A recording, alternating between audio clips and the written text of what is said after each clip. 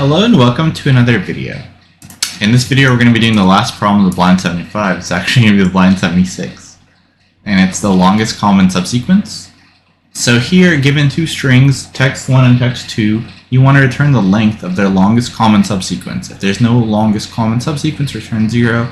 The subsequence of a string is a new string generated from the original string with some characters, can be non-deleted without changing the relative order of the remaining characters. For example, ACE is a subsequence of A, B, C, D, E. Common subsequence of the two strings is a subsequence that is common to both strings. So essentially what they are asking you to do is to return the longest common subsequence of the two strings, which means you can delete some characters from either string, and then all of the characters should be the same. So for like this example, you would just delete this CD, and then you would get AC, or actually you would delete not CD, but you would delete BD, and then you would get ACE and ACE. And for ABC, it's the whole word, and for ABC and DEF, there's nothing that is common. So for any problem like this, that you're asked to get the longest, like, any kind of sequence of, like, the same values with something deleted, you immediately want to do DP. This is like a perfect use case for DP. And pretty much what you're going to want to do is you're just going to want to keep track of where you are in your two things. So let's say we have like A, B, C, D, E and ACE. We're going to keep track of the index of where we're at. And now this might not be super intuitive, but let's say you are at two characters that are the same. You might think like, well, I might not want to like take them always. Maybe I'll want to like do something else. But it turns out that the greedy solution of whenever you have two characters that are the same, you just always want to take those characters and say like, these are going to be part of my subsequence. That's going to be the best.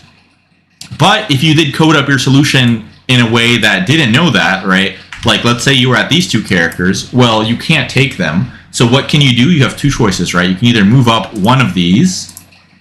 You can either move up one of these to the next one, or you can move up the other one to the next one, right? So you have two choices. You move up either one of them, and then you basically just keep comparing characters.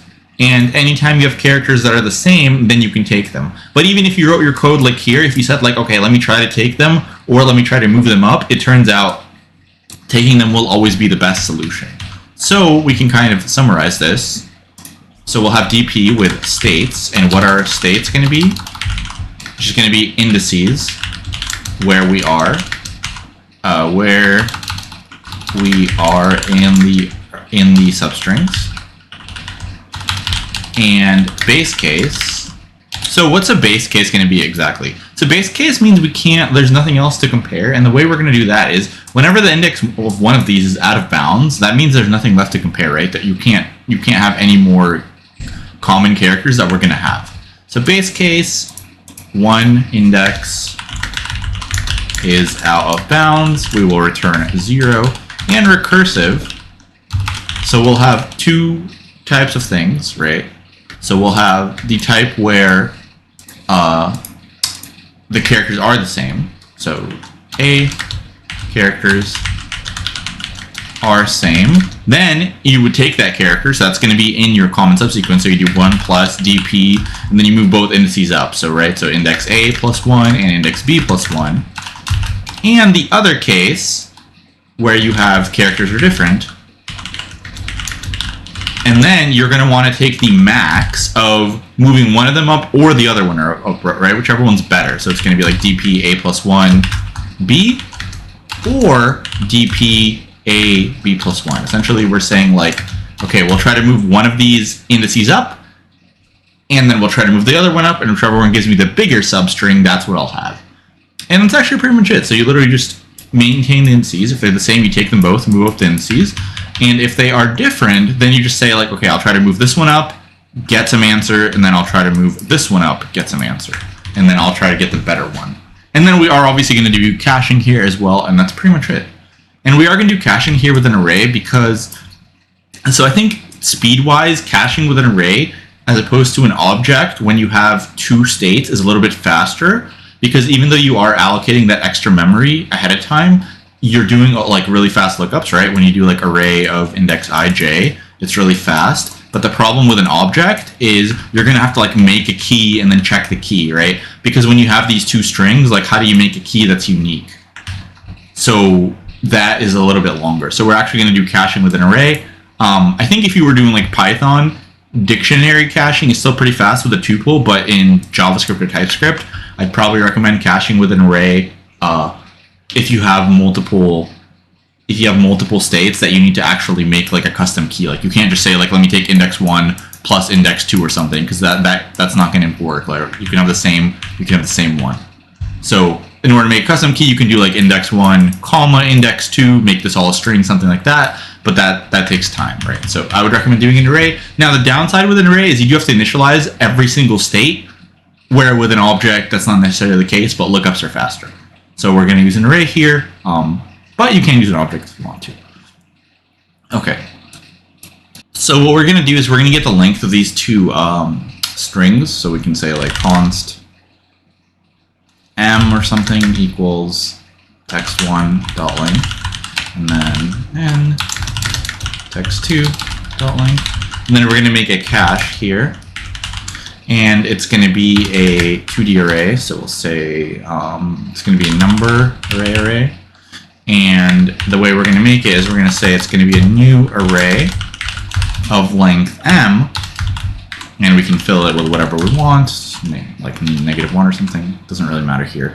And essentially what you can do is you can map. So what you're saying is I'm going to make an array of length m, fill it with -1s, and then take every single spot there and map it to another array. And that's how you can make a 2D array. So you can say like take a function, takes in nothing, and it returns a new array of length n. And now you can fill it with whatever you want. And so for our cache, we'll just fill it with like -1 to represent that the value, we don't have value, and then if we do have a value, it'll be some number.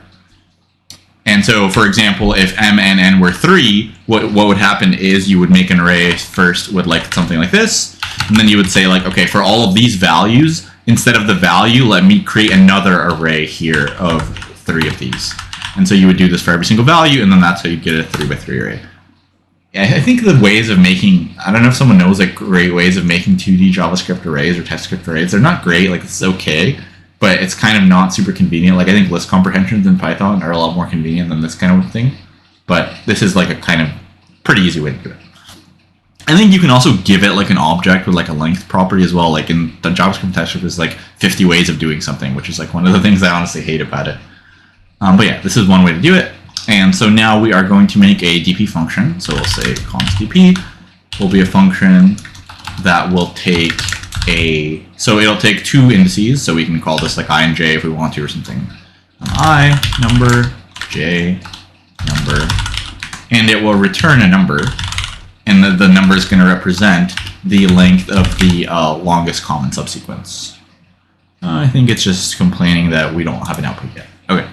So we are going to say if I is out of bounds or j is out of bounds. So if I equals m or j equals n, then we are out of bounds. So we should just be returning 0 here. So let's return 0. Now we have to check for the cache. So we can say if cache, and remember we pre-initialized all this, so we can just check right away, and we should always have a value, and we can just check if it's not -1. So if cache is not -1, then we can return it.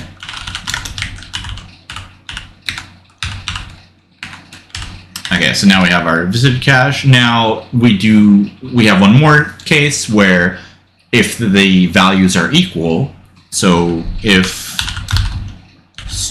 text1 I equals text2 j, you're always just going to want to take those values and then add 1 to the index. So we can say cache ij equals 1 plus dp of I plus 1 and j plus 1. You're always going to take those values.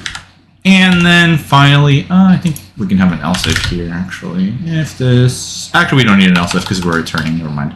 So this is fine, and then we just have an else here where we take the min and we take the maximum number out of the 2 cases, right? So here it's going to be math.max of dp I plus 1 j and dp of I j plus 1. Yeah, so you just pick whichever one gives you the bigger answer and you do that. And we can even, it actually doesn't matter. And then we just return at the end. So we'll say return cache ij. And finally, we need to call our function at the end, so we can just say return dp of 0, 0, right? Start at index 0 for both. And that should be it. So let's give that a go. If you have any issues. Oh, looks like it's fine. Okay, and there we go. So it's like a pretty good solution. And just to note, I believe you can, if you want to make it a little bit more performant, you can use bottom-up DP instead of top-down, because you can probably get rid of a dimension. Because for all these caches, like you're only checking the next element, so I think you can get rid of one of these dimensions. In fact, I'm very confident of that. So if you want to code that up as well, you can do a space-optimized bottom-up DP where you only have one dimension, where the dimension is the length of, and then you can even pick like the shortest string. So it would be like the space instead of. Well, I guess we could talk about it really quick. So in our solution, the time is O of m times n, because that's how many states we have. And it would be the same in the space optimized bottom up. And in our solution, the space is also m times n. But if you want to do the space optimized bottom up, it would be the minimum of m and n. So you could do it, but it's going to, obviously space optimized bottom up is going to be a bit tougher. And I've done a bunch of those as well, but I wanted to focus on TypeScript for this video series, and just to make like reasonably good solutions that are not super hard to come up with. Yeah, so I think that's going to be all for this video. So this is actually the last video in the Blind 75. So hopefully you enjoyed the series, and I think what I'm going to do instead of doing these is I'll probably just do 2 Python problems a day. I'll do like the problem of the day and then either leak code challenges or something from the contest. Like I think those leak code contest problems are kind of nice because they're like very tough. So I'll probably do some of those. And yeah, if you did like this video, please like it and please subscribe to the channel. And also, if you do like this series, you can also start the GitHub repo that I link all the problems to and things like that, and write in the comments. So thanks for watching, and I'll see you in the next one.